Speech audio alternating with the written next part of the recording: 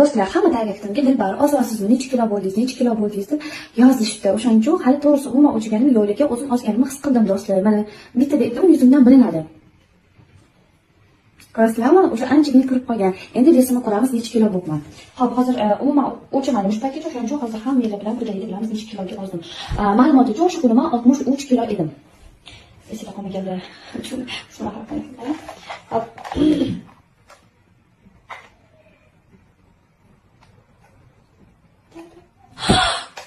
57 to'g'ri. Necha kilo bo'lganman? 3 bu yoqdan 6 kilo ozdim-mi? Bu degani 6 kun oldin qo'ydim sizlarga. Kuniga 100 1 kilodan tashladim degani sizlar. Ko'rib turganingizdek, juda ham oz muddatda yaxshigina natijalarga erishdim. Mani selim, ya'ni maqsadim 55 kilo deb Xudo xohlasa yana 2 kilodan kelgan, men o'zim xohlagan ideal vaznda bo'la olaman. Juda ham oz muddatda 63 kilodan 57 kilogacha tusha oldim.